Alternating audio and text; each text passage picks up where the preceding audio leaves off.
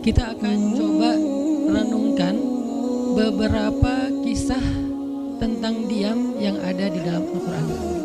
Setidaknya ada 4 apa 5 gitu kisah tentang amazingnya diam itu di dalam Al-Quran.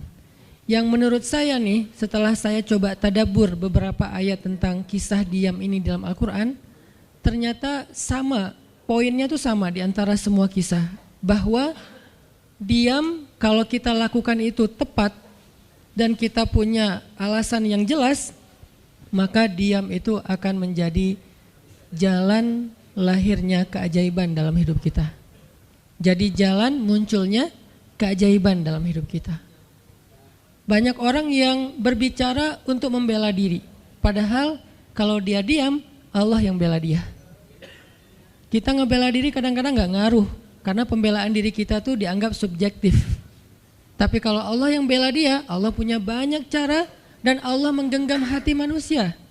Sehingga ketika misalnya kita ribut dengan seseorang, setelah kita menjelaskan duduk perkaranya, kita ngejelasin yang sebenarnya terjadi apa, udah cukup diam dan jangan melanjutkan perdebatan. Kenapa? Biar nanti sisanya Allah yang akan beresin. Nah, ini butuh apa untuk bisa kayak gini nih? Butuh iman.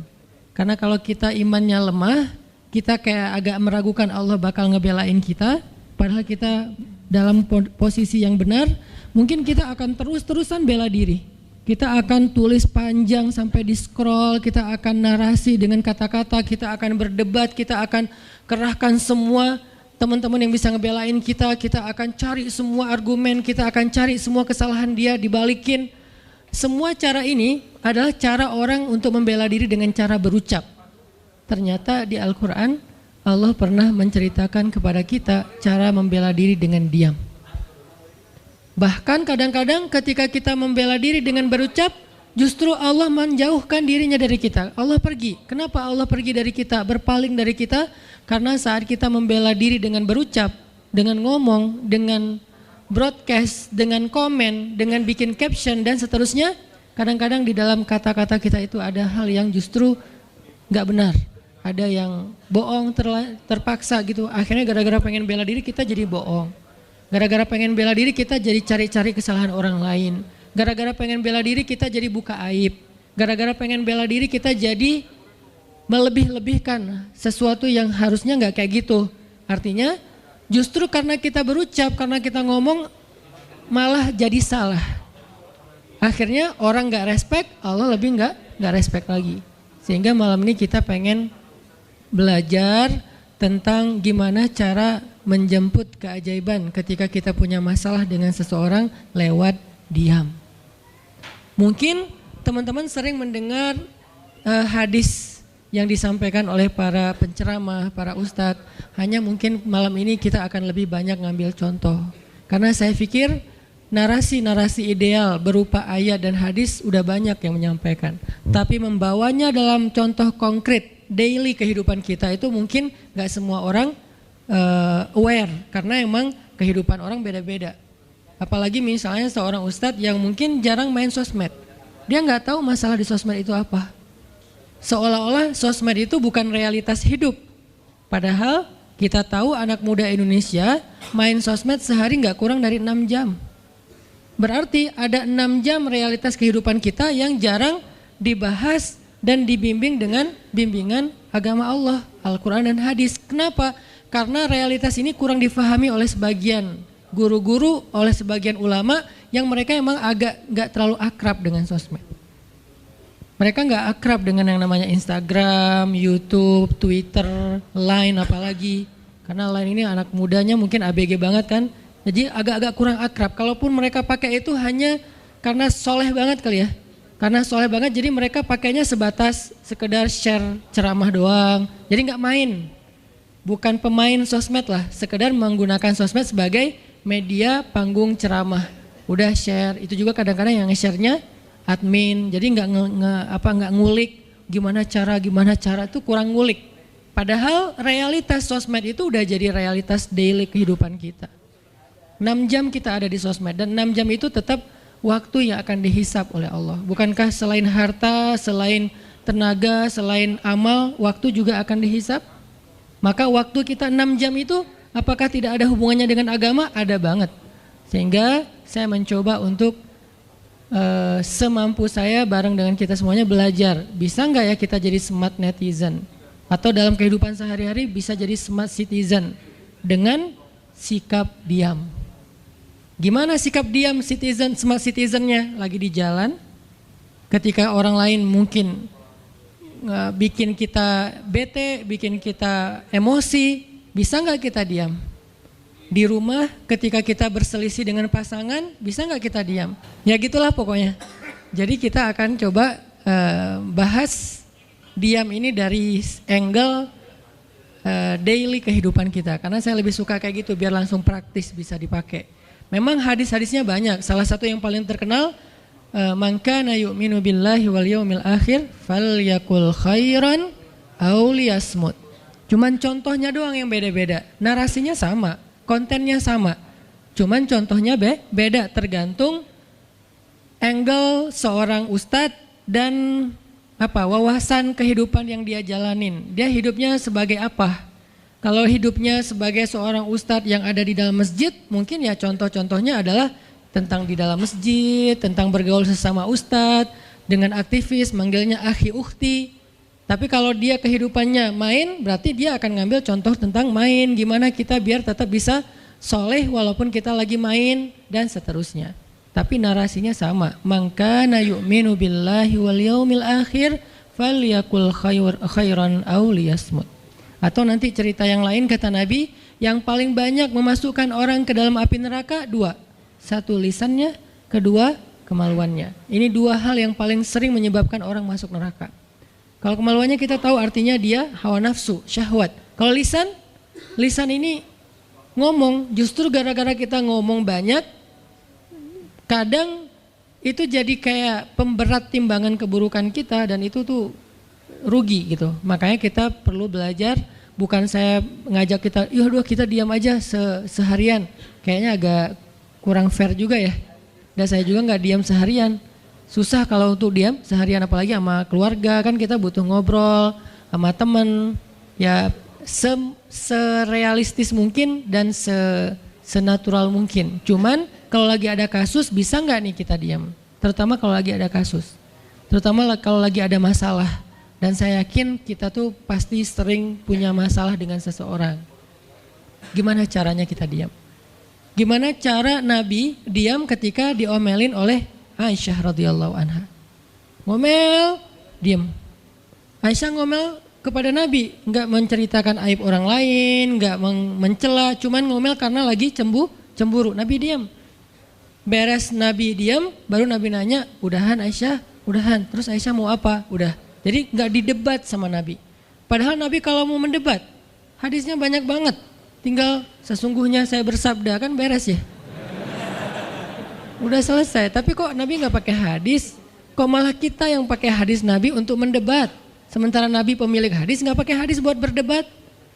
Kalaupun beliau berdebat, perdebatan yang positif, perdebatan yang konstruktif, yang membangun, yang memberikan hasil yang insya Allah tetap menjaga akhlak. Itu yang disebut dengan wajadilhum billati hiya ahsan. Tapi kalau dengan keluarga, Nabi itu nggak suka debat. Istrinya ngambek, istrinya rame-rame nggak mau nggak mau ngomong sama Nabi. Ya udah Nabi di mihrab ngomong aja sama Allah sama Jibril. Ternyata lebih dahsyat lagi. Ketika Nabi di mihrab ngomong sama Allah dan Jibril doang, akhirnya istri-istrinya lebih dari seminggu ngerasa kayak, nasib kita gimana ya, kok Nabi udah gak mau ngomong sama kita lagi, kok kita digantung gini gitu kan ya. Akhirnya turunlah ayat Al-Quran yang menegur istri-istri Nabi gara-gara perilaku mereka kepada Nabi. Ini menunjukkan bahwa ayat-ayat tentang diam itu menjadi solusi itu luar biasa loh. Dan saya pengen malam ini sebagai motivator, katanya sebagai motivator saya pengen memotivasi kita supaya kita percaya diam itu solusi. Diam itu keajaiban. Nggak usah komen itu ternyata, nggak nge-reply komen head, itu ternyata bagus. Nggak usah terlibat dalam perdebatan di sosmed, itu tuh bagus banget. Saya hari ini tadi sore posting tentang update berita di Palestina. Ada seorang perempuan yang ditembak di perbatasan sama orang Israel. Kenapa saya turn off si komennya. Karena saya tahu ini akan mengundang emosi. Jadi takutnya malah kemana-mana kan. Jadi ngomong politik, jadi ngomong apa, mending di turn off aja deh. Tapi kalau yang lagi saya dibully, saya biasanya nggak nge-turn off. Yang di turn off tuh hal-hal yang sifatnya memunculkan polemik yang semakin melebar. Jadi kurang produktif. Akhirnya kita offin dulu komennya. Tapi saya tetap pengen share itu biar orang update berita dari sana tuh lagi apa. Dan mudah-mudahan saya berharap itu di repost orang banyak, akhirnya jadi minimal membangun awareness masyarakat dunia bahwa Palestina itu layak untuk merdeka. Dari dulu udah layak untuk merdeka sejak mereka dijajah oleh Israel. Itu aja doang sih kampanyenya. Tapi saya nggak mau kampanyenya melebar kemana-mana sehingga di offin dulu aja komennya. Kenapa? Off komen itu kadang-kadang bagian dari diam baik. Ngapain juga kita ladenin komen yang macam-macam walaupun mungkin komennya itu ada yang kita berpihak sama dia, sepaham dengan dia, ada yang beda. Tapi tetap aja saya lihat kadang-kadang komen itu berlebihan. Sampai muncul kalimat-kalimat mencela, sampai marah-marah, sampai caps lock tanda seru kan ya. Ini kan nggak nyaman lagi kan kalau udah kayak gini, mending diam. Nah di sini kita pengen belajar, diam itu ternyata ajaib. Diam itu ternyata benar-benar kata orang emas. Diam itu ternyata solusi. Diam itu ternyata pembelaan diri yang paling efektif. Kalau selama ini kita masih percaya membela diri yang paling efektif ngomong. Membela diri yang paling efektif itu bikin postingan. Membela diri yang paling efektif itu bikin caption yang bagus. Membela diri yang paling efektif itu komen. Membela diri yang paling efektif itu minta pembelaan dari manusia. Ternyata mungkin itu benar, tapi ada yang lebih efektif lagi. Membela diri dengan diam. Dan gimana cara membela diri dengan diam sampai mendatangkan keajaiban, itu yang akan kita coba renungkan malam ini. Oke, yang pertama kita akan baca kisah diam di surat Maryam, surat favorit saya. Coba teman-teman buka surat Maryam, surat 19. Di dalam surat ini ada 2 adegan diam. Pertama, adegan diamnya Nabi Zakaria, yang kedua adegan diamnya Maryam. Surat 19, surat Maryam, ayat 10.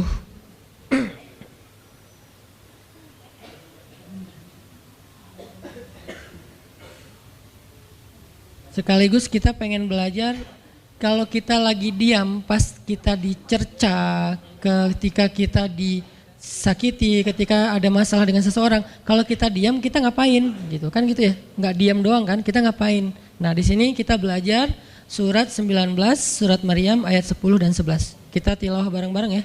Saya baca, habis itu teman-teman ikutin. A'udzu billahi minasy syaithanir rajim. Silakan.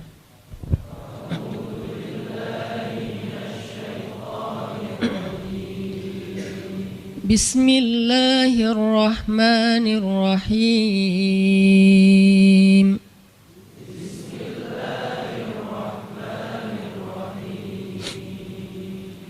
Qala rabbi ij'al li ayah.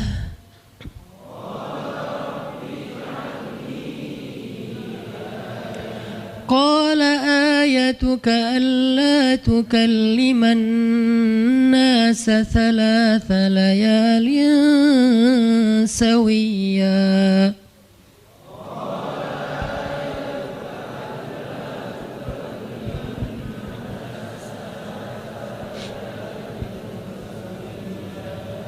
فخرج على قومه من المحراب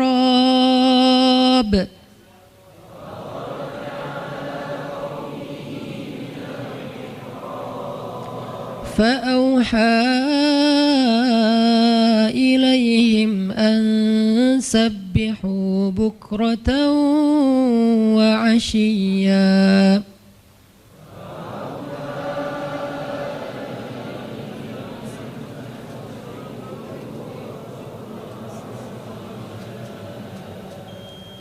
Berkatalah Zakaria, Rabbi, berikanlah untukku sebuah pertanda bahwa aku akan punya anak laki-laki. Allah berfirman, tanda-tanda bagimu adalah engkau tidak akan bisa berbicara dengan manusia selama 3 malam berturut-turut. Maka keluarlah Zakaria kepada kaumnya dari mihrabnya dan memberi mereka isyarat supaya mereka bertasbih kepada Allah setiap pagi dan petang.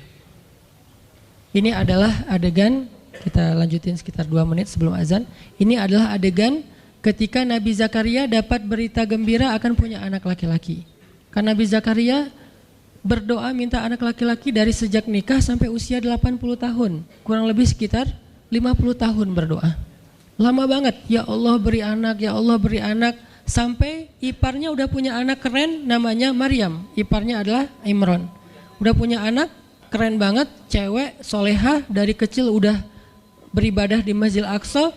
Zakaria masih minta anak, ya Allah, ya Allah, ya Allah. Sampai puncaknya Zakaria ngelihat Maryam dapat makanan dari langit. Zakaria datang ke mihrab Maryam, terus di situ udah ada makanan yang bukan dibawa oleh Zakaria. Zakaria nanya, "Anna laki hadza ya Maryam?" Maryam dapat dari mana makanan ini? Kata Maryam, "Huwa min indillah, dari Allah." Kata Maryam. Gimana caranya? Kata Maryam, Allah punya cara sendiri. Allah yarzuqu may yasha bighairi hisab. Terserah Allah gitu. Masya Allah, Masya Allah. Zakaria kagum sama Maryam, langsung pergi ke mihrabnya Zakaria, sholat. Dan di dalam sholatnya Zakaria berdoa, hunalika da'a Zakaria rabbah. Di saat itulah Zakaria benar-benar nangis berdoa kepada Allah, ya Allah, Rabbi habli min ladunka dzurriyyatan thayyibah innaka sami'ud du'a. Ya Allah, beri saya anak seperti dia, seperti Maryam. Engkau maha mengijabah doa dan saya enggak pernah berputus asa meminta kepadamu. Udah 50 tahun lebih. Tiba-tiba Allah bilang, ya Zakaria, inna nubashiruka bi ghulam ismuhu Yahya lam naj'al lahu min qablu samia. Zakaria, sekarang kami akan perkenankan doamu, kamu akan punya anak, beri dia nama Yahya. Belum pernah ada anak seperti dia yang soleh di muka bumi. Zakaria kaget, walaupun doa, tapi beliau masih berpikir kayak, gimana caranya saya punya anak? Ini kayak tarik-tarikan antara logika manusia dengan iman. Imannya percaya Allah Maha Kuasa, tapi logikanya gimana caranya? Istri saya udah tua, saya juga udah tua. Lalu Nabi Zakaria bertanya untuk biar lebih tenang, supaya logikanya nggak ragu lagi. Kalau imannya udah mantap, tinggal logika. Zakaria tanya, beri saya ij'al li ayah, beri saya bukti, tanda, gimana cara saya punya anak.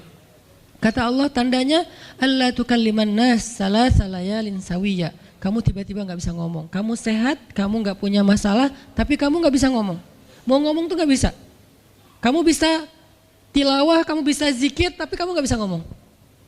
Bisa subhanallah, subhanallah, subhanallah. Bisa alhamdulillahi rabbil alamin. Gak bisa. Jadi baca Quran, kalau ada Quran, tapi dulu kan Taurat ya. Baca Taurat bisa, zikir bisa, hayya ala sholah, kalau azan ada azannya bisa. Pokoknya semua bisa kecuali mau ngomong tuh gak bisa. Masya Allah ya, luar biasa. Kenapa? Karena Allah pengen Zakaria zikir aja 3 hari. Jangan ngomong dengan manusia walaupun ucapannya baik kecuali zikir. Jadi kalau mau ngomong dengan manusia, subhanallah, masya Allah, alhamdulillah, bismillah. Cuman gitu doang ngomongnya. Gak bisa, lu mau kemana? Gak bisa. Insya Allah gitu.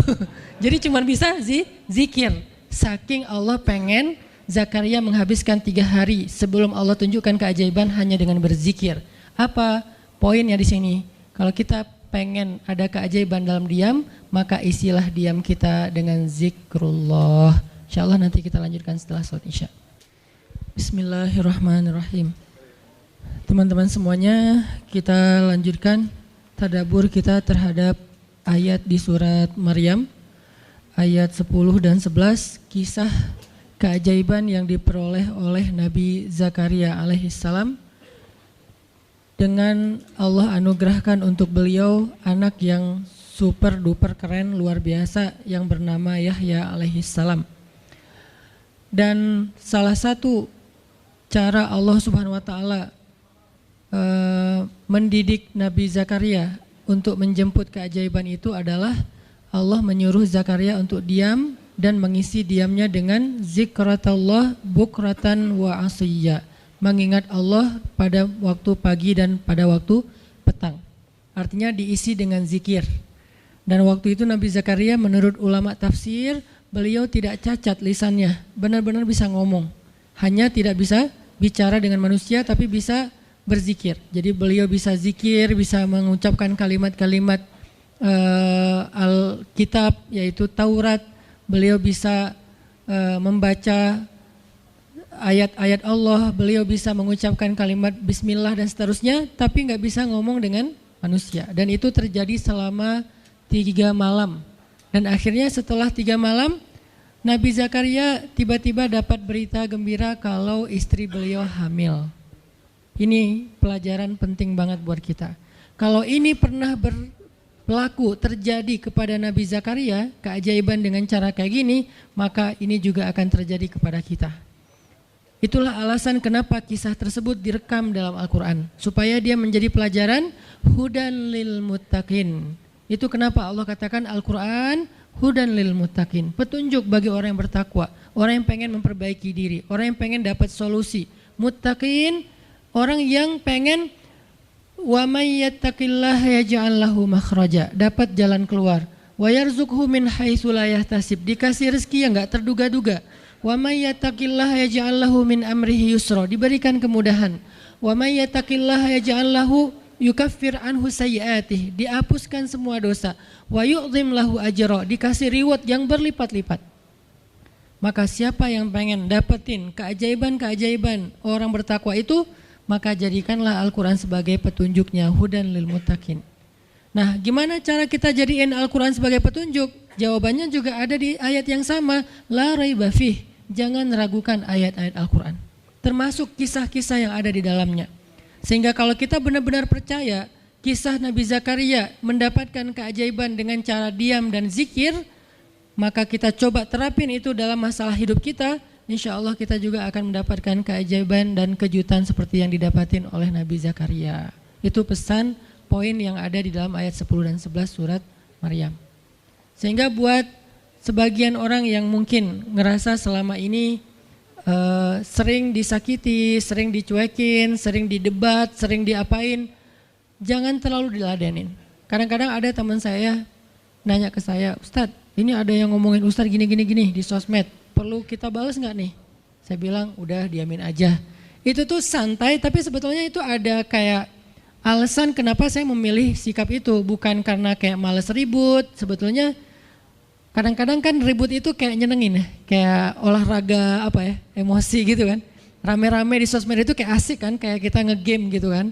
Jadi nge-replay komen-komen orang kayak lucu-lucuan gitu. Saya pernah lihat Rachel V-nya bagus juga sih, ini bukan dalam hal negatif tapi positif, makanya saya sebutnya nama. Rachel itu kan main kemarin ke Australia sama New Zealand. Terus ada dia lagi foto-foto gitu di sana bareng dengan suaminya. Tiba-tiba ada yang komen, Sel, lo gak cocok di tempat itu, tempatnya bagus tapi gara-gara lo jadi kurang bagus gitu. Terus dia jawab, ya gue gak cocok tapi dompet gue cocok, kata dia. Kadang-kadang perlu digituin juga sih ya, biar paham. Karena kata Ustaz Abdul Somad, sombong kepada orang yang sombong adalah sedekah. Tapi itu mah pilihan. Rasal memilih sikap santuy. Tapi dengan dia guyonin, kalau saya memilih sikap diam aja deh. Karena saya takut kalau saya ngomong malah jadi panjang debatnya. Dan saya merasa gak mampu untuk selalu membela diri dengan argumen. Karena membela diri dengan argumen kadang-kadang ya kalau bahasa Ustadz Umar Mita, orang yang mencintaimu tidak butuh alasan, orang yang membencimu tidak akan menerima alasan. Jadi kayak ya udahlah, diamin aja. Ternyata dengan kita diam muncul aja keajaiban, banyak keajaiban. Jadi benar-benar saya percaya banget diam itu tuh keajaiban. Dan itu berlaku dalam dakwah, berlaku dalam masalah keluarga. Ketika istri lagi ngambek, dia misalnya komen panjang di sosmed, di WhatsApp misalnya, dia kayak misalnya namanya juga lagi ngambek ya, ngomong panjang di WhatsApp. Kalau saya sabar untuk diam, itu tuh beres dengan sendirinya dan akhirnya malah lebih baik. Tapi kalau saya kepancing, jadi kita balas-balesan. Sepanjang hari WhatsAppan terus nggak beres-beres, tapi hasilnya makin lama tuh tangan pegel, hati panas. Karena kayak pengen dia balas apa, oh balesin lagi, balesin lagi, terus aja gitu habis energi dan kerasa gitu capeknya tuh luar biasa. Tiba-tiba muka jadi lebih tua gitu kan ya, tiba-tiba berkerut semua, terus warna kulit makin doff gitu. Ini gara-gara Gara-gara efek stres kali ya. Jadi intinya adalah jangan diladenin, diamin aja setelah kita klarifikasi fitnah. Kalau itu berbentuk fitnah, tetap kita butuh tabayun, klarifikasi biar tidak menyebar fitnah. Tapi beres klarifikasi nggak usah diperpanjang. Berapa kali mungkin teman-teman ngelihat, mungkin saya pernah ada, nggak ada apa-apanya sih dibandingkan Ustadz Felix. Kalau beliau lebih pro lah dalam masalah kayak gini. Kalau saya beberapa kali dibully di sosmed, pernah nggak saya ladenin? Hampir nggak pernah. Cuman klarifikasi maksudnya, udah beres, diamin aja, diamin. Sepahit apapun, sepanas apapun kalimatnya, yang kadang-kadang Ustadz nggak baca, penasaran soalnya. Kalau kita diam karena nggak baca, mungkin nggak ada challenge-nya kan. Ini baca, komennya semua sampai ribuan itu satu-satu dibaca tuh. Oh gini ya, bisa gini ya orang ngomong teh. Terus aja dibacain satu-satu. Capek cari air putih, minum lagi, baca lagi gitu. Terus sampai beres dibaca itu. Mungkin 2 hari lah baru khatam. Saking banyaknya komen. Tapi mencoba lagi belajar, bukan udah jago enggak, sama sekali enggak. Mencoba lagi belajar, bisa enggak setelah udah panas banget, gergetan banget beberapa, udah bisa banget tuh dibalesin, di replay. Jangan deh, ada yang udah di replay panjang, dihapus lagi enggak jadi. Kenapa? Karena masih belajar yakin diam itu keajaiban. Dan selama ini saya ngebuktiin diam itu emang keajaiban. Kenapa? Karena Allah pernah mengisahkan kisah Zakaria dan kisah-kisah yang lain, bagaimana mereka dapetin keajaiban dengan cara diam. Ini yang kita coba pengen rubah sedikit persepsi kita. Enggak selalu bela diri dengan ngomong, kadang kita bela diri itu dengan diam. Enggak selalu kita dapetin keajaiban itu dengan hanya mengandalkan manusia, tapi justru kita dapetin keajaiban saat kita mengandalkan Allah Subhanahu wa taala. Itu tuh dahsyat. Yang kedua, sekarang setelah Nabi Zakaria dapat keajaiban anak yang soleh banget, sampai Allah kisahkan di ayat 13 gimana solehnya dia, 14, 15 dan seterusnya. Sekarang kita baca kisah kedua, yaitu kisah Sayyidah Maryam, yaitu ada di ayat 26. Petikannya ada di, cuplikannya ada di ayat 26. Kalau kisah Maryam mah dimulai dari ayat 16 ya. Tapi yang masalah diam itu ada di ayat 26, 27, 28 dan 29. Bismillahirrahmanirrahim. Silakan.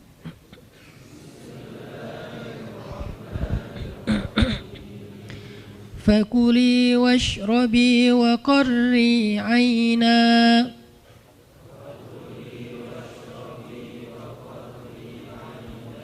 fa imma tarayinna minal bashari ahadan fakuli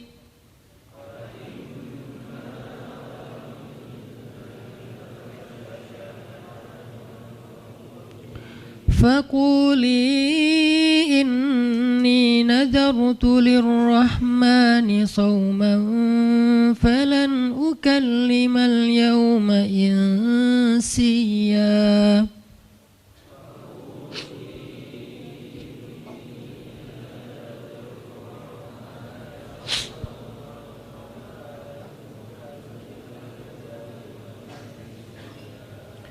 فأتت به قومها تحمله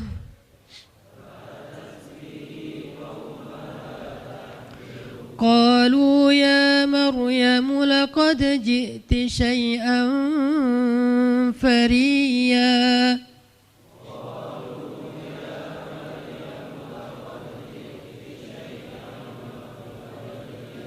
يا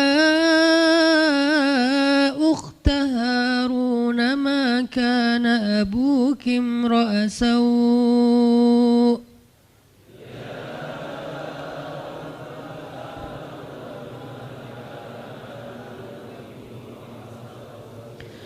ما كان أبوك امرأ سوء وما كانت أمك بغيا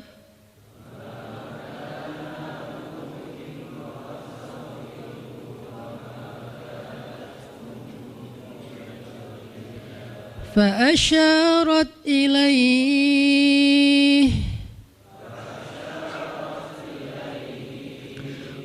قالوا كيف نكلم من كان في المهد صبيا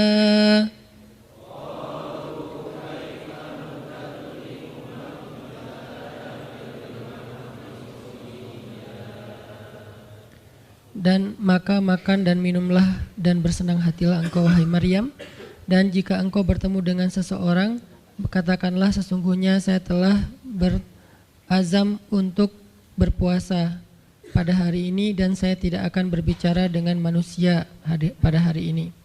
Lalu Maryam pun datang kepada kaumnya sambil menggendong bayinya. Kaumnya berkata, wahai Maryam, engkau datang kepada kami dengan membawa kalau bahasa kita tuh pembawa apa istilahnya, sial, apa ya, dengan membawa keburukan. Jadi kayak dianggap pembawa kesialan. Wahai saudari Harun, sesungguhnya ayahmu bukanlah seorang yang nista ataupun pendosa, dan begitu juga dengan ibumu bukanlah perempuan yang hina. Lalu Maryam memberi isyarat, fa asyarat ilaih, memberi isyarat dengan menunjuk ke arah bayinya. Lalu mereka berkata, bagaimana kami akan berbicara dengan seorang bayi yang masih digendong oleh ibunya, maksudnya masih terlalu kecil. Ini adalah cuplikan adegan Maryam ketika baru pulang kampung. Jadi ceritanya di ayat sebelumnya, ketika kandungan Maryam semakin besar dan nggak bisa disembunyikan dari penglihatan manusia, Maryam pun pergi menjauh ke sebuah tempat yang tidak ada siapa-siapa. Fahamalathu fantabadat bihi makanan qasiyya. Dia menjauh, mengucilkan diri ke tempat yang nggak dilihat oleh siapa-siapa sampai melahirkan. Jadi kurang lebih sekitar 3 bulan 4 bulan Maryam nggak ada di Al-Quds, nggak ada di di Masjidil Aqsa dan sekitarnya. Dia pergi mengasingkan dirinya supaya tidak ada yang menghujat Maryam karena ngelihat perutnya sudah semakin besar dan dia nggak punya suami. Setelah melahirkan, akhirnya Allah perintahkan Maryam untuk pulang. Setelah Allah ngasih makan, minum dan kebahagiaan buat Maryam, fakuli washrobi wa qarri aina, dengan adegan korma yang menjatuhkan buah-buah rutop dan seterusnya, pulanglah Maryam. Nah, Maryam tahu ketika dia pulang dengan membawa bayi, dia pasti akan dihujat, dicela, dicaci maki, dibully oleh kaumnya. Lalu Allah memberi kepada Maryam bekal. Gimana cara ngadepin yang kayak gitu-gitu? Kata Allah, kalau kamu ketemu manusia, ketemu orang-orang, ketemu kaummu, bilang ke mereka, saya tidak berdebat hari ini. Saya nggak akan berdebat. Jadi dia tetap bisa ngomong, tapi dia bilang, saya nggak akan berdebat. Saya nggak akan bicara dengan siapapun hari ini, karena saya sudah bernazar untuk diam. Bilang kayak gitu kepada kaummu. Maka fa'atat bihi qaumaha tahmiluh. Maka datanglah Maryam kepada Al-Quds, kepada kota Al-Quds dengan membawa bayinya yang digendong. Datang. Baru dari ujung kota kelihatan Maryam, muncullah orang-orang Bani Israel semuanya rame di pasar-pasar mereka, semuanya menghadang Maryam. Maryam tiba-tiba dihadang di gerbang kota Al-Quds. Gak boleh masuk kota Al-Quds. Tadinya ada yang satu orang lihat, Maryam, langsung dia datang ke kota, dia umumkan ke semua orang, wahai Bani Israel, perempuan yang hina yang kita cari-cari sekarang sudah datang membawa bayi haramnya, membawa bayi selingkuhnya, membawa bayi hasil zinanya. Akhirnya orang-orang yang ada di Masjidil Aqsa, yang ada di rumah-rumah, yang ada di pasar, semuanya berkumpul di depan gerbang kota. Menghalang Maryam masuk. Kebayang gak perasaan Maryam? Padahal dia itu lahir di situ, dia beribadah di situ, ayahnya orang situ, ulama pula, pamannya Nabi pula di situ, tapi dia sekarang dihadang oleh semua penduduk Al-Aqsa, penduduk Al-Quds, Bani Israel. Ketika Maryam mendekat, mereka mengatakan, ya Maryam, laqad ji'ti syai'an fariya. Ini bahasa Al-Quran. Kalau aslinya lebih tercela daripada ini, karena ini bahasa Al-Quran yang tinggi, Allah menggunakan bahasa simbolik saja.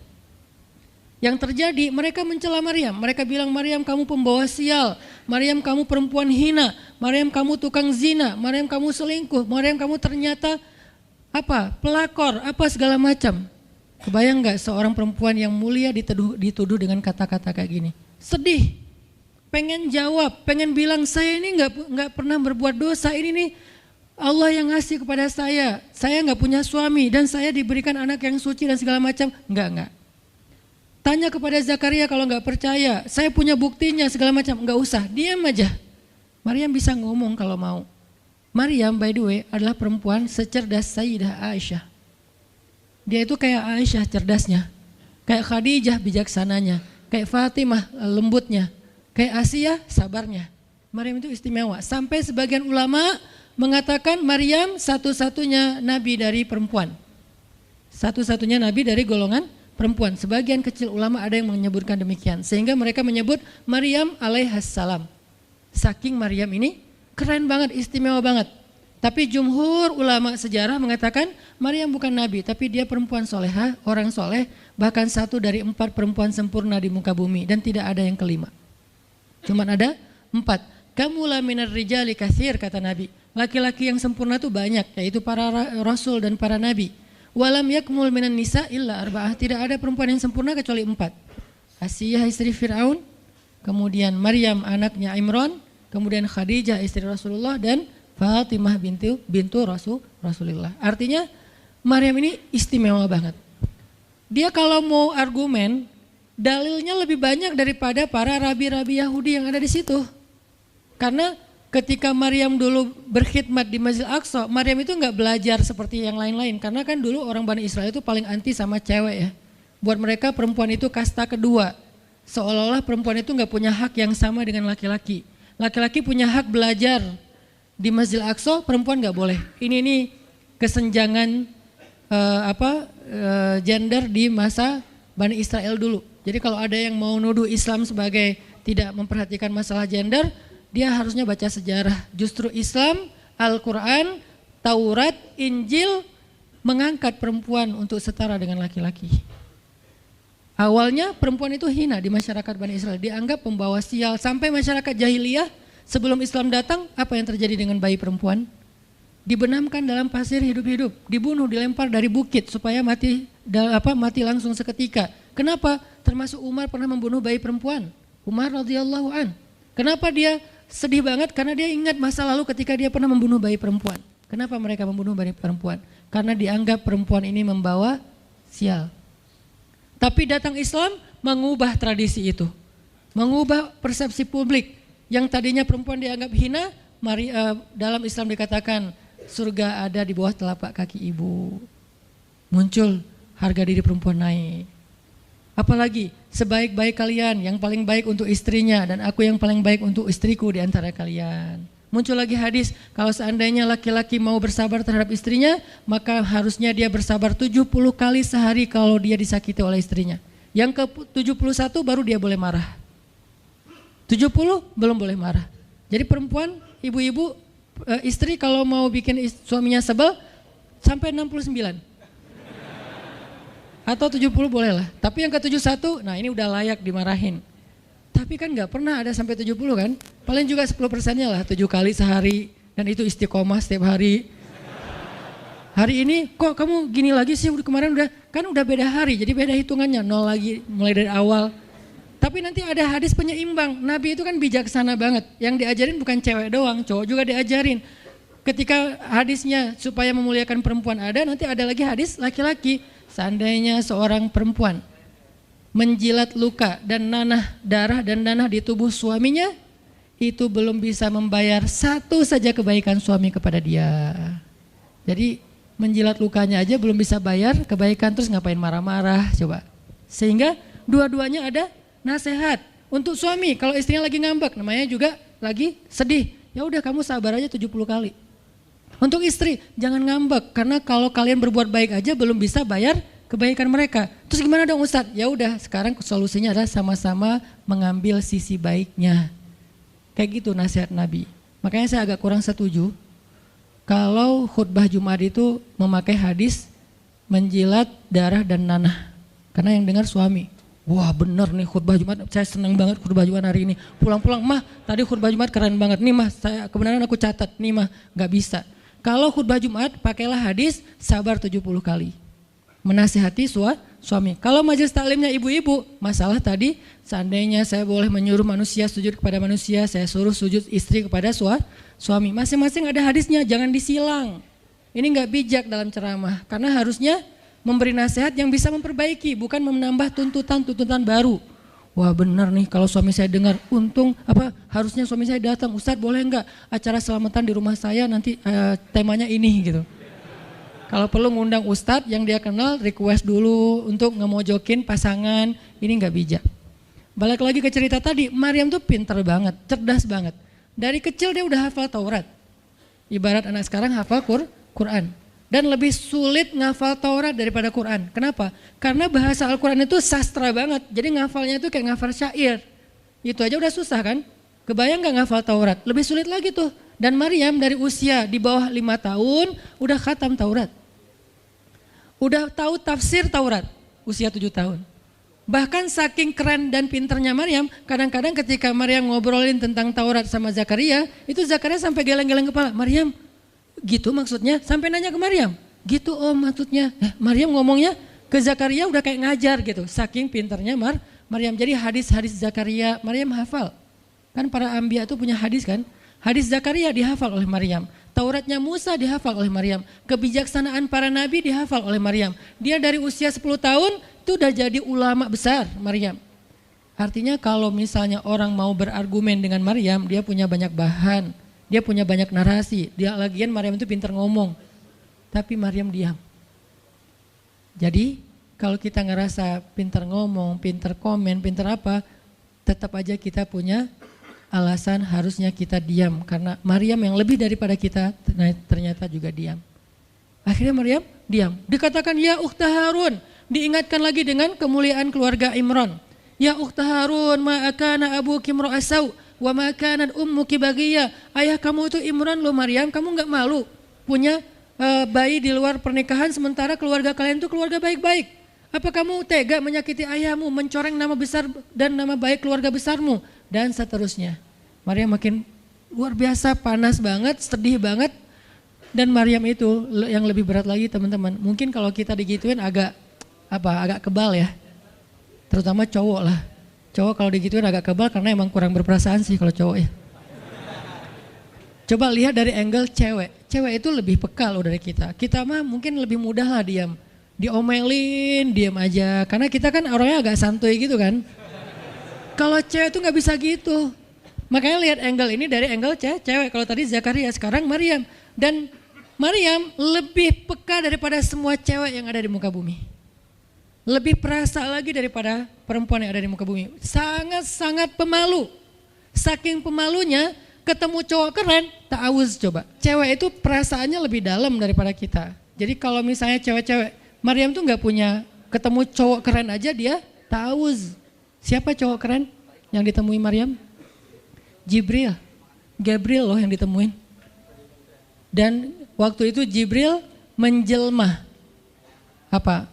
Fatamassalaha basyaron sawiyya. Jibril menjelma sebagai basyaron sawiyya. Allah yang ngomong tuh, cowok keren. Allah yang bilang keren. Kalau kita merasa udah paling keren, menurut Allah biasa-biasa aja. Karena Allah pernah menciptakan Yusuf, Allah pernah menciptakan Muhammad, Allah pernah menciptakan Yahya. Kita merasa paling keren, Allah pernah menciptakan Sarah, perempuan paling keren juga, Aisyah, Fatimah. Jadi buat kita kayak udah kegeeran paling keren se-Bandung gitu kan ya. Menurut Allah mah biasa. Kalau Jibril, Allah sendiri yang bilang dia tuh emang keren. Jibril emang bukan malaikat, tapi kalau ketemu manusia, kecuali para nabi, Jibril itu menjelma sebagai manusia. Supaya tidak terlihat wujud aslinya. Karena gak kuat orang ngelihat wujud aslinya Jibril. Nabi Muhammad aja pertama ngelihat Jibril dengan wujud aslinya pas di Gua Hira itu lari tuh. Takut, saking ngerinya Jibril tuh. Jangankan manusia, malaikat aja segan sama Jibril. Jibril lewat malaikat. Gak berani malaikat. Kenapa saya bilang kok disegani? Allah yang bilang di Al-Quran. Dia itu malaikat yang disegani. Dzu mirratin. Dzu mirrah kalau bahasa kita, malaikat yang sangat berwibawa. Sehingga di antara malaikat aja gak ada yang sembarangan bicara sama Jibril. Mau bicara sama Jibril kayak, aduh segan, malu, gitu malaikat. Cuman gak pakai, itu mah Sunda ya. Pokoknya malaikat mah gak berani ngomong sama Jibril saking segannya. Kenapa? Gagah banget wujud aslinya. Ketika dia membentangkan sayapnya, itu sayap menutupi timur dan barat. Jadi matahari, bulan, bintang udah gak kelihatan. Yang kelihatan cuma Jibril dengan keagungannya. Itu belum Allah ya, baru ciptaan Allah. Jibril, salah satu makhluk Allah yang paling agung. Sehingga saking kerennya Jibril, Allah nggak menyebutnya dengan nama malaikat. Padahal golongannya malaikat, tapi Allah menyebutnya dengan ruh. Ruhul Quds, roh kudus, yaitu Jibril. Nah ketika ketemu dengan Maryam, Jibril bermisal itu menjelma sebagai basyaran sawiyah, cowok keren banget. Saking kerennya Jibril, Umar aja terkesima ngeliat Jibril. Pernah Jibril datang ngajarin iman, Islam, ihsan kepada Nabi Muhammad, dan Umar ngelihat Jibril terkesima, nggak bisa ngomong, diem aja, benar-benar speechless banget nih Umar.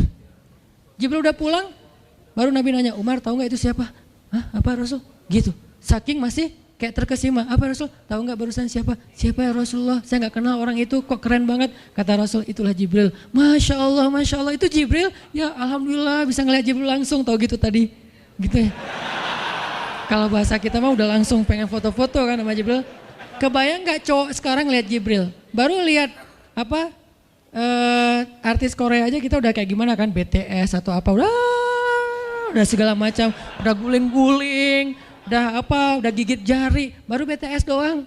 Kadang-kadang nggak ngeliat BTS langsung, cuma lihat di TV doang udah aku nggak bisa gini, aku nggak bisa gitu kan ya. Belum ketemu Jibril loh. Jadi nggak ada lah artis sekeren Jibril. Baru Yusuf aja udah pada ngiris tangan, belum malaikat.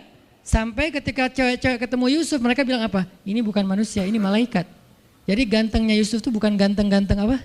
Itulah. Ganteng kok hewan gitu kan. Ini ganteng-ganteng malaikat. Belum ada tuh film atau sinetron itu. Yusuf itu ganteng-ganteng ganteng-gantengnya tuh malaikat, levelnya tuh level malaikat. Jadi kalau ada Jibril, ada Yusuf kayak, nih yang mana Yusuf, mana Jibril ya? Keren dua-duanya. Nah Jibril datang ketemu Maryam bukan di atas panggung rame-rame, berdua coba, intimate banget kan? Kalau di atas panggung teriak-teriak nggak keren lah, biasa aja. Ini tuh berdua, private banget.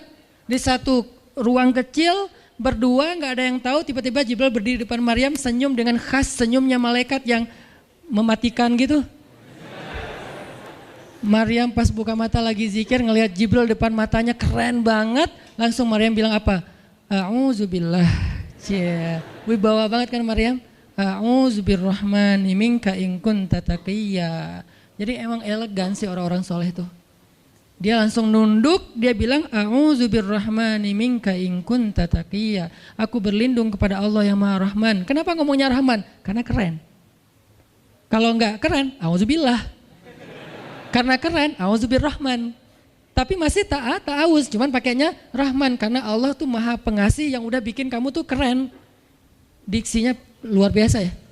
Maryam gak bilang, A'udzubillahi minasyaitonirrajim. Enggak, ini enggak layak dibilang syaitan, ini terlalu keren. Jadi gak bisa A'udzubillah, A'udzubirrahman. Berarti Maryam itu pinter. Sampai dia bisa memilih diksi Asmaullahil Husna. Dia nggak pakai diksi Allah, dia pakai diksi Ar-Rahman. Karena yang datang itu wajahnya tuh wajah orang baik, tapi keren. Akhirnya, A'udzubirrahmani minka in kunta taqiyya, kata Maryam. Jibril juga elegan, faham maksud Maryam. Maksudnya, kamu siapa? Itu pertanyaannya. Maryam nggak nanya, kamu siapa ya? Enggak gitu. Kan gaya culun-culun kayak caper gitu kan. Kamu siapa ya? Aku ada salah sama kamu. Enggak gitu sih Maryam ngomongnya. Saking elegannya Maryam, dia nanya kamu siapa tapi pakai kalimat zikir. Keren gak sih? Kita kadang-kadang zikir, A'udzubirrahmani minka in kunta taqiyya. Artinya apa Mbak? Sama-sama gak elegan ya. Kalau Maryam sama Jibril dua-duanya elegan. Bahasa orang elegan tuh emang banyak kode sih. Jadi kita mah yang polos-polos kayak gini, yang remeh-remeh rempeyek gak jelas gini, ya nggak akan paham kalau nggak baca tafsir. Makanya kalau mau theater of mind, baca Quran itu pakai tafsir, pakai kisah, baru kita ngerti kondisinya. Oh gitu banget ya, dahsyat banget ya kejadian waktu itu. Jibril datang dengan wujud yang kerennya. Maryam pengen nanya, kamu siapa? Kok tiba-tiba masuk ruangan saya? Tapi bahasanya A'udzubirrahmani minka in kunta taqiyya. Aku berlindung kepada Allah yang maha baik darimu kalau kamu takut kepada Allah. Maksudnya kamu siapa? Takut gak kamu sama Allah? Baru Jibril mengatakan, saya adalah utusan Allah, berarti malaikat, untuk memberi kabar kepadamu kalau kamu akan punya anak. Baru Maryam melihat, gimana saya punya anak? Ya udah ada obrolan nih. Dan mereka udah biasa aja, oh Jibril, saya kira siapa? Udahlah, gak mungkin. Artinya udah kayak gitu nih kesolehan Maryam. Artinya Maryam itu orang yang sangat peka banget, perasaannya dalam banget. Terus nanti ketika Maryam melahirkan anak, tahu nggak kata-kata Maryam apa? Ya laitani mittu qabla hadza wa kuntu nasyam mansiya. Saat Maryam merasakan sakitnya kontraksi, mau melahirkan Isa, Maryam itu sambil kontraksi sambil bilang ya laitani mittu qabla hadza wa kuntu nasyan mansiya. Aduhai seandainya saya mati aja sebelum kejadian ini dan saya dilupakan oleh manusia seolah-olah saya tidak pernah ada. Kenapa Maryam ngomong kayak gini? Maryam ngebayangin betapa malunya dia nanti kalau harus membawa bayinya ketemu Bani Israel yang pada bawel. Bani Israel itu terkenal kaum yang paling bawel. Bawelnya banget. Kalau kita baca Al-Baqarah itu isinya kebawelan Bani Israel. Kata Nabi Musa, sembelihlah Al-Baqarah. Al-Baqarah itu kan banyak, yang warna apa? Cari yang warnanya bersih. Yang bersih kan juga ada belang-belangnya nggak dikit. Terus yang beratnya berapa kilo, yang dari mana? Dari Bali atau NTB atau dari mana? Bawel banget. Udahlah cari aja seekor sapi, sembelih beres. Tapi nanya lagi, bertele-tele. Itulah Bani Israel. Dan Maryam tahu banget karakter kaumnya. Jangankan dengan fitnah kayak gini nih, ketemu Nabi yang udah menyampaikan hal yang benar aja, itu di debatnya tuh habis-habisan. Apalagi dengan kondisi Maryam. Makanya Maryam takut banget, dia nggak kuat menanggung malu. Kalau kita mungkin masih kuat lah nanggung malu, kadang-kadang malah malu-maluin gitu kan. Kalau Maryam nggak kuat nanggung malu, berarti orang yang seperti ini harusnya kan berat banget untuk diam kan, nggak akan kuat diam, harusnya dia ngomong gitu, dia belain diri. Tapi Maryam itu sisi lainnya adalah perempuan yang mukminah, siddiqah, sangat yakin sama Allah. Allah suruh diam, ya udah diam. Gimana pun dihujat, diam. Kata Allah diam. Ya Allah mereka bilang saya tuh berzina, diam. Ya Allah bilang ini anak haram, ini anak saya nih, anak yang mulia. Anak yang satu-satunya ketika lahir nggak disentuh setan di antara manusia loh. Satu-satunya manusia ketika lahir nggak disentuh setan. Nabi Muhammad setannya malah diislamkan. Beda, kerannya itu beda. Kalau Isa nggak disentuh setan. Kalau Nabi Muhammad setannya malah masuk Islam. Masing-masing punya keistimewaan lah. Tapi satu-satunya manusia yang lahir nggak disentuh setan cuman Isa. Kita semuanya pernah disentuh. Lahir langsung. Apa sih lo datang-datang ke dunia nggak nambah-nambahin kerjaan gua gitu kan. Kita nih orang biasa, jadi pas lahir tuh udah ada langsung setan bisik-bisik, yuwas bisufi sudurin nas, makanya disuruh azan kan, karena kenapa? Biar nggak dibisikin sama setan. Dan kalau bisa suara azan kita harus lebih lembut daripada suara setan, karena setan juga kayak nge-tricky gitu. Saya ibu kamu, anak bayi dinina bobokan sama setan, hiduplah iblis gitu-gitu kan. Jadi kayak di dokter nama setan, iblis itu keren, iblis itu soleh, iblis itu baik. Tapi pakai bahasa nasyid. Lagunya tuh kayak akustik gitu, lembut banget gitu kan.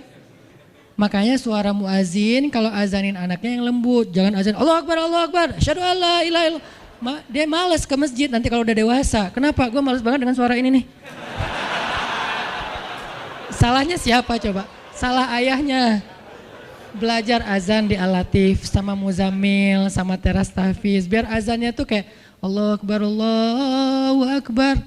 Bayinya senyum-senyum. Ntar gue bisa lebih dari itu. Canda. Intinya adalah Maryam itu pemalu banget. Jadi dia bisa banget untuk ngebales, tapi dia diam. Sampai akhirnya fa'asyarat ilaih, dia memberi isyarat. Arti memberi isyarat, dia nunjuk ke arah Isa alaihissalam yang masih digendong, kalau kalian mau ngomong aja sama bayinya. Allah yang nyuruh kayak gitu. Makin kayak marah dan makin menjadi-jadi orang Bani Israel ketika Maryam memberi isyarat nunjuk ke arah Isa. Mereka bilang, "Ya Maryam, kamu udah gila apa? Sekarang kamu nyuruh kami bicara dengan bayi yang masih dalam gendongan ibunya?" Benar, Maryam tuh ternyata udah stres gila. Dia gara-gara ditinggal sama selingkuhannya, sekarang dia jadi orang gila. Wah, luar biasa tuduhan kepada Maryam. Maryam diam aja, sedih, nahan air mata. Tapi bukan emotikon yang menggenang air mata di sini ya. Nahan aja air mata sampai kemudian Allah datangkan keajaiban, jadikan bayinya bicara. Qala Isa bicara. Panjang lagi omongannya Isa. ibuku ini baik, ibuku begini-begini, saya itu hamba Allah, saya itu anak yang suci, saya itu begini-begini, sampai beres baru mereka pada pulang karena mereka merasa terbantahkan semua tuduhan palsu mereka kepada Maryam. Masuklah Maryam, disambut mulia oleh beberapa orang. Maryam itu perempuan mulia, Allah mendatangkan dia sebagai keberkahan. Tadi dituduh pembawa sial, sekarang disebut pembawa berkah. Mulailah Maryam terkenal.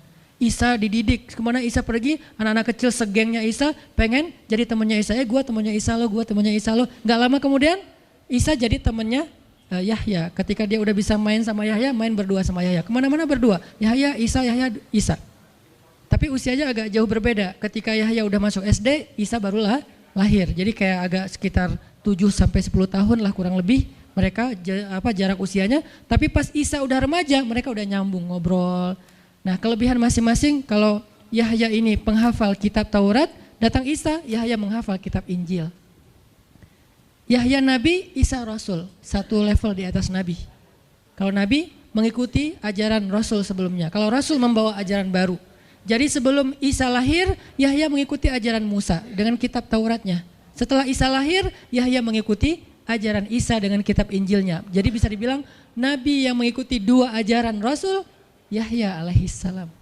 Dia menghafal dua kitab suci sekaligus, Taurat dan Injil. Perempuan, Maryam radhiyallahu anha. Dia menghafal kitab Taurat dan Injil dari anaknya sendiri. Inilah kisah Maryam yang mendapatkan keajaiban dengan cara diam. Terakhir, kisah Nabi Muhammad SAW ketika beliau bahasa lebih tepatnya, dalam tanda petik ya, biar nggak bisa disalahin, kayak didiemin lah sama istri-istri beliau, gara-gara istri-istrinya ngambek. Di dalam surat At-Tahrim, surat 66, coba kita buka, surat 66. Ini juga kalau teman-teman baca kisah surat ini tuh luar biasa ya. Kita kayak baca novel atau kayak nonton film, keren banget. Saya memang senang banget dengan sirah Nabi dan para anbiya, dan terutama kalau sirah ini berbentuk storytelling, bukan data sejarah ya, karena membaca data sejarah itu emang agak-agak liar sih. Tapi kalau storytelling kan kita adegan ya, wah seru ya, itu lebih keren daripada Disney, Marvel, Endgame, atau apalah. Lebih seru baca sirah kalau kita paham. Surat 66 ayat 4. Ayat 5. Ayat 5. Itu tuh ceritanya, saya langsung ke ceritanya aja. Ceritanya kan waktu itu Nabi itu punya kebiasaan kalau habis asar sampai maghrib, Nabi ngapain pertanyaannya? Apa sih yang dilakuin Nabi antara asar dengan maghrib? Ternyata kebiasaan Nabi di hari Jumat di hari-hari biasa antara asar dengan maghrib itu adalah keliling ke rumah-rumah istrinya. Antara asar dengan maghrib itu waktu family time lah, keliling antara rumah-rumah istrinya. Kalau nggak habis dalam satu hari, besok dilanjutin. Nah hari itu Nabi datang ke rumah Maria yang dari Mesir itu, istri beliau yang dari Mesir, Maria Kiptiyah. Dan lama di rumah Maria, nggak pindah-pindah gitu. Sementara Hafsah sama Aisyah udah nungguin Nabi di rumahnya Aisyah berdua, karena emang Hafsah sama Aisyah ini kan ngegeng banget ya berdua ya, kayak soulmate banget lah, walaupun sama-sama istri Nabi, tapi mereka kayak fair berdua tuh nggak ada masalah. Kalau yang dengan yang lain mereka cemburu. Nungguin di rumah Aisyah, Hafsah, Nabi di rumah siapa sih sekarang? Kata Hafsah, di rumah Maria. Kok lama banget sih di rumah Maria, dikasih makan apa sih? Gak tahu tuh, dari tadi kita tungguin gak datang-datang, kan sesama cewek nih ngobrol. Lama gak datang-datang, menjelang maghrib Nabi baru datang. Aisyah udah agak bete nih, lama banget sih giliran di Maria aja datang lama, di rumah saya lama gak datang-datang. Begitu Nabi datang, tuh Nabi datang. Diam aja Aisyah sama Hafsah. Assalamualaikum. Waalaikumsalam. Kayak ngambek gitu kan. Kata Nabi, Aisyah kenapa? Hafsah kalian kenapa? Kata Aisyah, ya iyalah sedih, kok di rumah Maria lama banget, dikasih makan apa sih, enak ya? Kata Aisyah, enggak makan apa-apa, cuma minum madu. Oh kata Hafsah, pantesan kok bau mulutnya gak enak, pasti madunya gak benar tuh di sana tuh. Iya gak benar, jangan minum madu lagi, kata Aisyah. Kata Nabi, ya udah mulai sekarang saya gak akan minum madu lagi. Demi apa? Menyenangkan hati Aisyah. Aisyah langsung yes, Nabi gak akan minum madu lagi, demi saya. Berarti saya kan istimewa banget. Kenapa bisa istimewa? Karena aslinya Nabi itu hobi banget minum madu. Kayak saya mungkin senang minum kopi. Tapi demi istri, mulai sekarang saya nggak akan ngopi lagi. Kan istri saya ngerasa, wah demi aku tuh dia nggak mau ngopi lagi. Kan keren kan? Akhirnya Aisyah ngomong ke istri-istri yang lain, kalian tahu nggak? Kata Aisyah. Kayak ngomong di grup gitu kan. Tapi grupnya bukan grup WhatsApp, grup mereka gitu.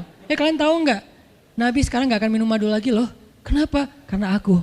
Wah keren ya Aisyah, istimewa banget ya. Sampai Nabi rela nggak minum madu, padahal madu itu baik. Nabi senang juga demi Aisyah, ya demi aku gitu. Akhirnya Aisyah bahagia. Allah nggak ridho. Begitu Nabi ngomong kayak gitu, Allah turunkan ayat pertama surat At-Tahrim. Ya ayuhan Nabi. Jibril langsung turun, ya Rasulullah ada pesan. Ada pesan tuh dari Allah. Kata Rasulullah, pesan apa Jibril? Nih, ya ayuhan Nabi, lima tuharrimu ma ahallallahu lak tabtaghi mardhata azwajik. Kenapa engkau mengharamkan apa yang Allah sudah halalkan bagimu? Hanya pengen menyenangkan hati istrimu, wahai Rasul? Astagfirullah, salah ngomong saya. Mengharamkan ya Allah halalkan. Astagfirullah ya Allah, mulai sekarang saya akan minum madu lagi. Astagfirullah, maafin saya ya Allah. Jibril balik ke Allah, kasih tahu Nabi akan minum madu lagi. Nabi ngomong ke istri-istrinya, ngumpulin semuanya kecuali Aisyah. Semuanya dikumpulin. Ada Hafsah di situ. Wah istri-istriku, maaf ya aku salah ngomong kemarin depan Aisyah. Sekarang aku akan meralat, mulai sekarang aku akan minum madu lagi di rumah-rumah kalian. Jadi kalau sore aku lagi datang, siapkanlah madu seperti biasanya. Terus istri-istri Nabi ngerasa, Masya Allah Nabi sekarang minum madu lagi demi kita, gitu kan ya. Kan antara mereka kan saling pengen nunjukin siapa yang paling istimewa kan. Demi kita sekarang Nabi udah minum madu lagi. Nabi sampai meralat kata-katanya. Akhirnya ternyata kalimat itu sama Hafsah disampaikan ke Aisyah. Kalau bahasa sosmed kita di capture, di forward. Kan bahaya banget kan. Disampaikan ke Aisyah. Aisyah tuh lihat Nabi sekarang minum madu lagi loh. Demi siapa coba? Demi kami. Aisyah, innalillah, jadi Nabi gini. Cuman Aisyah nggak sampai ngomong kayak kita. Dasarnya cowok di mana aja sama gitu. Itu mah kata-kata cewek sekarang ya. Kalau Aisyah kan elegan kan nggak ngomong gitu. Akhirnya pas Nabi datang Aisyah diam. Aisyah diam. Kata Nabi, Aisyah kenapa? Aisyah kenapa? Oh jadi gitu. Di belakang ternyata sekarang minum madu lagi. Hah? Nabi langsung datangin sama Jibril. Rasulullah tahu nggak kenapa mereka rame-rame sekarang? Siapa yang ngasih tahu nih ke Aisyah? Jibril ternyata jadi penengah. Makanya jangan macam-macam deh sama Nabi. Ada Jibril, ada Allah kan. Susah gitu membuat rahasia. Tahu nggak Rasulullah kenapa Aisyah ngambek? Kenapa wahai Jibril? Gara-gara Hafsah ngebocorin rahasia Nabi kepada Aisyah. Oh ini kerjaan Hafsah kata Nabi. Oke, Hafsah. Panggil nih Hafsah. Dipanggil Hafsah, kata Nabi, Hafsah kamu udah membocorkan rahasia saya. Ini menurut sebagian tafsir. Memang ada banyak tafsir sih. Salah satu tafsirnya kayak gitu. Hafsah kamu udah membocorkan rahasia aku. Dan sekarang istri-istri pada ngambek. Istri yang lain juga ikut ngambek sekarang gara-gara Nabi kayak sekali minum madu, sekali nggak minum madu. Yang lain pada diam semuanya. Datang ke rumah Ummu Salamah. Assalamualaikum, Ummu Salamah, waalaikumsalam. Tadi kayak aku belum selesai jemuran, dah langsung pergi jemuran. Gak mau ngomong sama Nabi. Maria, assalamualaikum, waalaikumsalam. Kayaknya tadi aku lagi sibuk nyetrika deh. Jadi nggak ada yang mau ngomong sama Nabi. Diam semuanya. Nabi kan jadi sedih kan. Gara-gara siapa coba? Gara-gara Hafsah. Akhirnya Nabi bilang, Hafsah, aku kecewa banget dengan sikap kamu. Kamu nggak jaga rahasia aku. Sekarang aku antar kamu pulangnya ke rumah Umar. Bahasa lainnya diceraikan. Hafsah dicerain sama Nabi. Kerennya Hafsah pas digituin, dia cuma nangis. Dia nggak bilang, ya Rasulullah, Rasul tega nyerain saya, terus saya gimana? Gitu. Enggak. Rasulullah cuma masalah madu doang, cuma masalah capture dan saya forward doang kayak gitu langsung diceraikan. Tega banget sih Rasulullah. Rasulullah nggak punya hati apa? Enggak. Hafsah tuh diam. Ini nih keajaiban diam yang lain ya. Diceraikan sama Nabi. Innalillah, astagfirullahaladzim. Hafsah yuk kita pulang ke rumah Umar. Iya ya Rasulullah, pulang aja. Baik banget nih Hafsah, soleha banget. Jadi by the way emang semua istri Nabi itu soleha, cuman namanya perempuan kadang-kadang muncul sifat dasarnya mereka cemburu, mereka sedih, mereka baper. Tapi itu manusiawi dan perempuan yang soleha pun merasakan hal itu. Hafsah pulang ke rumah Umar. Assalamualaikum, waalaikumsalam, dibuka sama Umar. Ya Rasulullah, Hafsah langsung masuk ke kamarnya. Ya Rasulullah, anak saya bikin salah apa? Pasti dia nyakitin Rasulullah ya. Maaf ya Rasulullah. Langsung Umar marah-marah. Hafsah, kamu ngapain sama Rasulullah? Hafsah diam aja. Dimarahin habis-habisan sama Umar. Umar tahu sendiri sayang banget kan sama Nabi. Ketika ada masalah antara Nabi dengan anaknya, pasti yang dimarahin anaknya, bukan Nabi. Nabi pulang, Hafsah diomelin sama Umar, diam aja, nggak ngomong apa-apa, diam. Akhirnya Jibril turun. Jibril turun, ya Rasulullah ada pesan dari Allah. Apa wahai Jibril? Di surat At-Tolak, surat putus. Kan At-Tolak itu artinya diputusin. Bahasa ini pesantrennya dicerai. Turun surat At-Tolak. Kata Jibril, Allah nyuruh kamu raji'ha ya Rasulullah, raji'ha innaha qawwamah sawwamah fa innaha min azwajika fil jannah. Wahai Rasulullah, rujuk Hafsah, rujuk Hafsah. Disuruh rujuk. Allah enggak redha Rasul menceraikan Hafsah. Tahu enggak kenapa Allah begitu membela Hafsah ketika Hafsah ada masalah dengan Rasul? Salah satunya karena Hafsah diam. Harusnya Allah ngebela Rasul, Umar aja ngebela Rasul, sahabat-sahabat ngebela Rasul karena Rasulullah selalu benar. Tapi Allah ngebela Hafsah, kenapa? Karena Hafsah diam, sebegitu ajaibnya diam. Sampai ketika ada seorang perempuan bermasalah dengan kekasih Allah, Allah malah membela perempuan ini, bukan kekasihnya. Raji'ha ya Muhammad, rujuk Hafsah, rujuk Hafsah. Dia itu istrimu di dunia dan di surga. Akhirnya Rasulullah, jadi saya rujuk wahai Umar, ya Hafsah masih nangis di kamarnya. Balik lagi Rasulullah naik onta ke rumah Hafsah, assalamualaikum, waalaikumsalam. Ya Rasulullah, udah saya marahin tuh. Hafsah kata Umar, udah nggak apa-apa Rasulullah, udah nggak usah bersedih, udah saya marahin habis-habisan dia tuh. Kata Rasulullah, Umar, aku pengen ngomong sama Hafsah. Ya Rasulullah jangan, biar saya aja ngomong. Dia emang nggak bisa ketemu sama Rasul. Ya Umar, aku pengen ketemu sama istriku. Hah, istrimu? Hafsah itu Rasulullah. Keluar lagi Hafsah, soleha banget, lembut banget. Keluar, ada apa ya Rasul? Hafsah tuh nggak marah-marah. Ada apa ya Rasul? Hafsah, aku pengen ngomong sama kamu. Umar diam bingung. Kata Rasulullah, Hafsah, aku ingin ajak kamu balikan. Romantis gak sih? Rasul pengen ngajak Hafsah balikan. Kok balikan sih Ustaz? Ya rujuk kan balikan. Rujuk artinya kembali ya balikan. Hafsah balikan yuk. Umar bingung, hah balikan? Hafsah, Allah yang nyuruh aku untuk merujuk kamu. Umar makin bingung, Hafsah kamu keren banget. Sampai Allah belain kamu gitu. Kata Nabi, Hafsah, Allah turunkan ayat khusus tentang kamu di surat ini. Umar makin bingung, sampai turun ayat, Masya Allah, anakku ini subhanallah, Masya Allah gitu kan ya. Akhirnya, ya Rasulullah, Allah sampai turunkan ayat tentang masalah ini. Alhamdulillah, Hafsah sujud syukur, Hafsah nangis, Hafsah langsung meluk Rasul. Umar, aduh gimana nih? Udah beres gitu, Hafsah dibawa pulang sama Rasul, boncengan berdua. Hafsah boncengan sama Rasul. Naiklah mereka, mobil mereka yang bermerek onta itu. Gimana cara pulangnya? Di depan rumah Umar, Rasulullah langsung berlutut, langsung ngasih tangan buat Hafsah. Hafsah megang tangan Nabi, injak lutut Nabi, naik ke atas onta. Itu tuh romantis banget. Lalu Rasulullah bonceng Hafsah. Tadi kan cerita Hafsah dicerai sama Nabi itu kan heboh di grupnya istri-istri Nabi kan. Hafsah dicerai loh. Jangan-jangan kita juga dicerai. Soalnya Nabi udah gak mau ngomong sama kita. Astagfirullah. Jadi grup Nabi, istri-istri Nabi itu pada khawatir kalau mereka juga sama nasibnya dengan Hafsah. Pada bingung. Tapi tiba-tiba mereka ngelihat Hafsah pulang ke rumahnya dibonceng Nabi. Itu tuh langsung trending loh. Istri-istri Nabi, tahu nggak tuh Hafsah dirujuk sama Nabi sampai turun ayat di surat At-Talaq. Oh gitu. Wah Hafsah keren banget ya. Wah istri-istri Nabi pada cemburu pada Hafsah. Diturunkan Hafsah, yang lain pada ngintip Hafsah. Sampai masuk ke rumahnya, Nabi beres di rumah Hafsah, keluar masuk ke masjid, dia aja di masjid. Istri yang lain Nabi nggak mau ngomong. Aisyah, Ummu Salamah, Saudah, Maria, Sofia, siapa lagi? Yang Zainab bintu Jahsy, semuanya Nabi diamin, nggak mau diajak ngomong. Datang satu-satu, ya Rasulullah mau dibuatin minum apa? Astagfirullah, subhanallah. Datang lagi Aisyah, Rasulullah capek, subhanallah. Diam semuanya, nggak ada yang mau diajak ngomong sama Nabi. Udah mereka akhirnya pada pulang, bingung. Nasib kita gimana ya? Tanya ke Hafsah yuk. Sekarang Hafsah jadi kayak selebritinya. Hafsah, pada datang ke rumah Hafsah. Hafsah bantuin kita dong. Sampai Aisyah aja yang tadinya kayak bisa dibilang kayak pemimpin istri-istri Nabi kan. Aisyah paling cerdas, paling disayang sama Nabi. Sekarang Aisyah diam-diam ngomong, Hafsah bantuin dong, kita nih lagi digantung sama Nabi. Kata Hafsah sekarang kan kayak lagi di atas angin gitu. Kalian sih nyakitin Rasul, cie.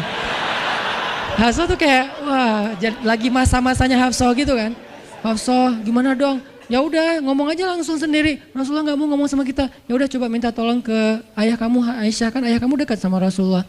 Akhirnya ngundang Abu Bakar. Ya Abu Bakar, baca deh tafsir dari ayat-ayat ini.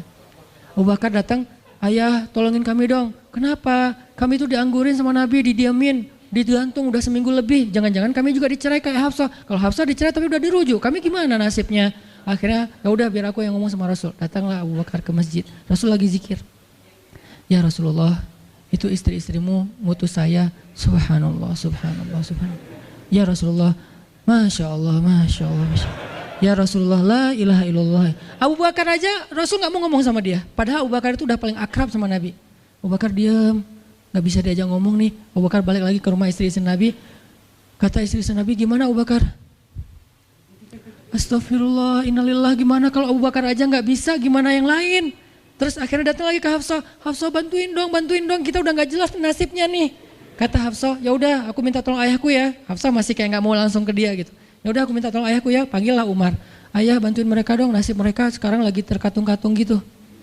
Umar marah, kalian sih. Nah, tadi kan yang diomelin Hafsah kan, sekarang diomelin semua istri Nabi diomelin sama Umar.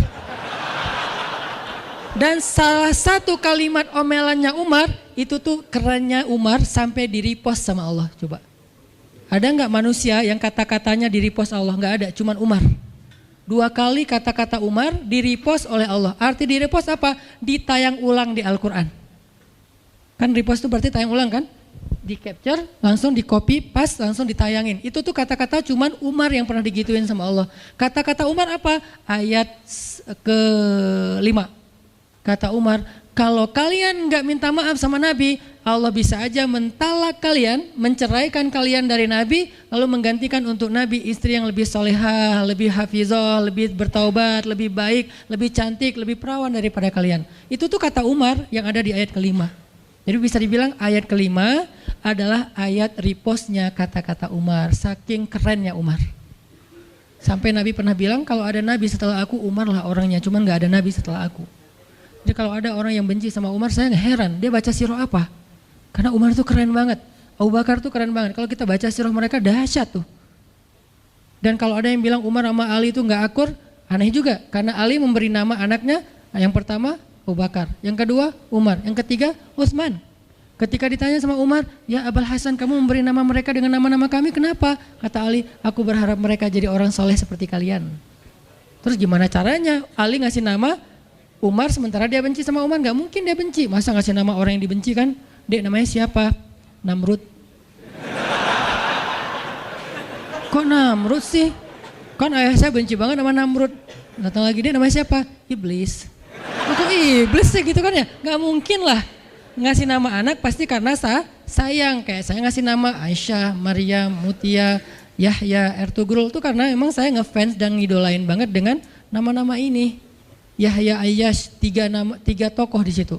Nabi Yahya, Ayyash sahabat Nabi, dan Yahya Ayyash mujahid Palestina. Jadi 3 tokoh sekaligus. Nabi Yahya saya ngidolain banget supaya Yahya jadi anak kecil yang seperti Nabi Yahya menghafal Quran. Kedua, Ayyash itu sahabat Nabi Muhammad. Kemudian yang ketiga, Yahya Ayyash sekaligus itu nama mujahid Palestina yang paling pintar ngerakit banyak senjata-senjata untuk ngelawan Israel, dan dia dibunuh sama Israel. Saking Israel benci sama Yahya Ayyash, untuk membunuh Yahya Ayyash mereka ngebom 1 blok untuk membunuh Yahya Ayyash, dan mudah-mudahan dia syahid dalam dalam kejadian itu. Artinya saya ngefans gitu. Ali juga kayak gitu. Balik lagi ke cerita tadi, akhirnya ngundang Umar. Umar datang ke Rasulullah. Ya Rasul, saya diutus istri-istrimu. Subhanallah, subhanallah. Ya Rasul, bicara dong, kasihan mereka kayak digantung. Ya Rasul, apakah engkau menceraikan mereka semua? Baru Rasulullah ngeliat ke arah Umar, Rasulullah tersenyum, Rasulullah bilang, enggak wahai Umar. Allahu Akbar, kata Umar. Dia langsung takbir, Allahu Akbar. Istri-istri Nabi dengar suara takbirnya Umar, itu pertanda, kode, berarti berita gembira. Istri-istri Nabi juga Allahu Akbar, rame gitu kan. Umar masuk ke rumah istri Nabi, wah Umar, Busyra ya Umar, Busyra berita gembira, wahai Umar, ya berita gembira, kalian tidak diceraikan oleh Nabi. Tapi jangan macam-macam lagi ya. Ya Umar, ya. Akhirnya sujud syukur semuanya. Beres sujud syukur, mereka bilang, kita masak-masak yuk untuk Rasul, yuk syukuran. Di rumah siapa? Ya di rumah Hafsah lah. Akhirnya mereka masak-masak di rumah Hafsah. Pas sudah beres masak-masak, mereka ngundang Nabi untuk pulang. Tapi yang berani ngomong sama Nabi cuman Hafsah, kita udah beres masak nih, minta dong Nabi pulang ke rumah. Ya udah tenang, biar aku yang minta. Hafsah datang, ya Rasulullah, kami masak-masak loh untuk Rasul, yuk pulang yuk. Ya Hafsah, udah beres Nabi zikir, sujud, beliau balik sama Hafsah. Sampai ke rumah Nabi, teneng, udah selesai lah urusannya. Apa yang terjadi setelah itu Ustadz? Udah gak ada riwayatnya, jadi gak bisa diriwayatin. Pokoknya beres itu mereka pun hidup bahagia selamanya. Apa pelajarannya di sini? 2 orang di sini dapat keajaiban lewat diam. 1 Hafsah, Allah suruh rujuk gara-gara dia diam. 2 Nabi, diam aja sambil zikir sampai akhirnya Allah beri pelajaran yang berharga. Istri-istri yang tadinya ngambek serentak semuanya insaf bahasa kita. Sadar dan mereka minta maaf kepada Rasulullah. Jadi kalau istri lagi ngambek, lagi ngomel, diam. Isilah diam kita dengan zikir. Tapi zikirnya bukan auzubillah minasyaitonirrajim, auzubillah. Jangan, dia bukan setan. Dia hanya lagi ngambek. Subhanallah, Masya Allah, Alhamdulillah lah. Yang paling efek itu la haula wala quwata illa billah. Itu ngefek banget. Mudah-mudahan ini bisa menjadi penyemangat, motivasi untuk kita semuanya. Betapa kata as-samt, as-sukut, diam aja dalam Islam itu adalah kebaikan yang luar biasa dahsyat. Mudah-mudahan itu bisa jadi behavior, perilaku kita sehari-hari, perilaku kita di sosial media, perilaku kita di jalan, di rumah, dimanapun. Sehingga orang yang sudah hijrah, udah ngaji, mukmin harusnya bisa menjadikan diam sebagai bentuk pembelaan diri kalau dia ada masalah. Barakallahu fiikum. Subhanakallahumma wa bihamdika asyhadu an la ilaha illa anta astaghfiruka wa atubu ilaik. Assalamualaikum warahmatullahi wabarakatuh.